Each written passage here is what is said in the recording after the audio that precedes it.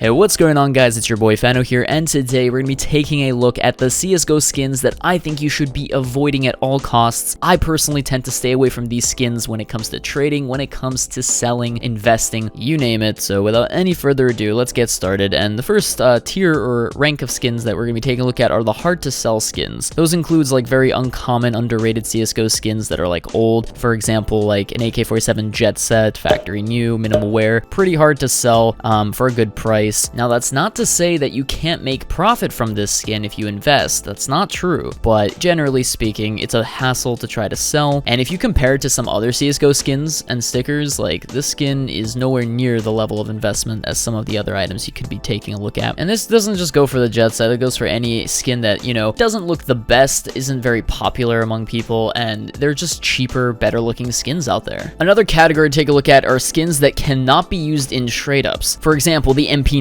Bulldozer or the M4A1S Hot Rod. Don't get me wrong, these are great looking skins, perfect for some great themed inventories. Just a pain to sell in many cases, and they take forever to rise in price. There are better alternatives out there for faster growth. Next, we're going to move on to CSGO knives, and in particular, we're going to be taking a look at the Stat-Trak knives, and I'm talking about Stat-Trak knives that are in the lower conditions, like feel tested, well worn, and battle scarred. Generally, stay away from any of those knives. It's always been a rule of thumb. I just personally stay away from Stat-Trak knives. If I ever do decide to buy a Stat-Trak knife, it will probably be factory new, and even then, I'd probably just stay away from Stat-Trak altogether. And it's not just the Stat-Trak knives, Stat-Trak CSGO skins are also kind of undesirable, especially the ones that are in the lower conditions, like well-worn condition. I would personally advise staying away from them. Just get the skin in like normal minimal wear or factory new, much better. Another category of skins to stay away are the low-tier coverts, or the least desirable items in a case collection. There are exceptions, however, but generally speaking, skins like the Op Manowar, the Glock 18 Wasteland Rebel, P250 See Ya Later, M4A1S Golden Coil, P2K Fire Elemental, these are just some examples that I took and compiled into a list. Generally, these skins are very slow risers. Nobody really wants these skins. Really low tier coverts in my opinion, and